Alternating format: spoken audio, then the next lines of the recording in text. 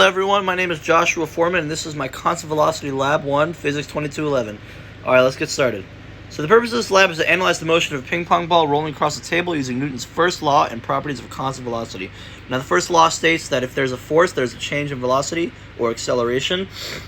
The object will stay in motion at the same velocity or will stay at rest at the same not velocity until there's a force that acts upon it. Now the forces at play here, there are four main ones. Three main ones actually. The fourth one is friction and air resistance, which doesn't really impact us at all because it's a sphere and it's rolling across the table. So we have the applied force in the right direction, the positive direction. We have the weight, the force of gravity going down, and the opposite normal force going up at equal magnitude. All right. So when we're computing things in terms of position, velocity, mass, all that stuff, we need to use certain equations. Now this equation states that if there's a net force times delta t, that's the change in momentum. However, there is no net force after the ball is pushed, therefore F net equals 0. And mv final minus mv initial equals 0, that means mv final equals mv initial, and you can cancel out the m, so velocity stays constant. V final is v initial.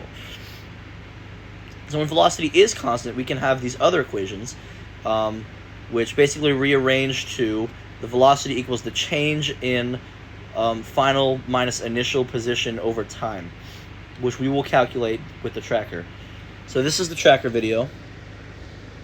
As you can see, I'm pushing a ping pong ball across the table.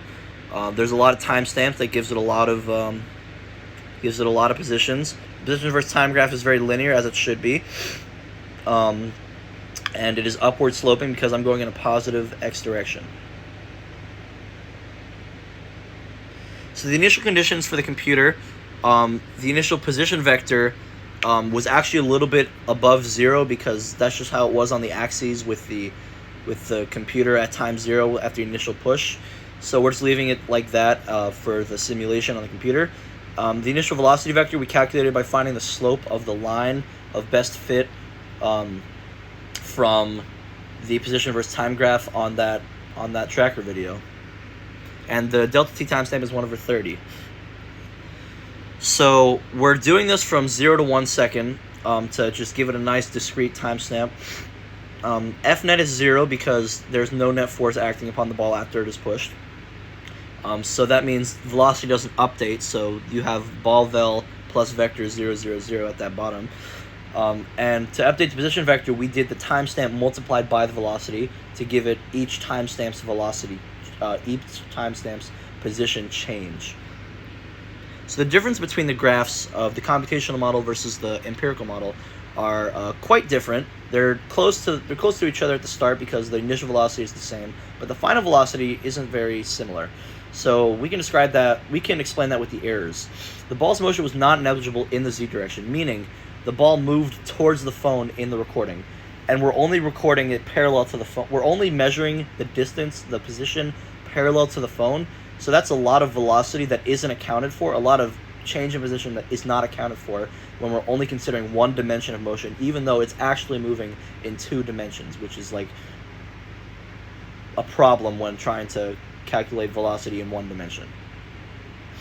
So what if the axes were flipped? Well, if the axes were flipped, then it would be a downward sloping graph because velocity will be negative because it's moving in a negative position, moving in a negative direction. If motion was perfectly in the x direction, the graphs would look a lot more similar. I wish they did. And if friction and air resistance didn't exist, the graphs would pretty much look the same because they're practically negligible.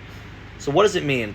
Can we calculate the net forces, or can we calculate the forces if the net force equals 0? The answer is no, because 2 opposing forces of the same magnitude will equal 0 for net force. And therefore, by getting net force equals 0, you cannot determine anything about the forces. Okay, I hope you enjoyed watching this. Have a good day.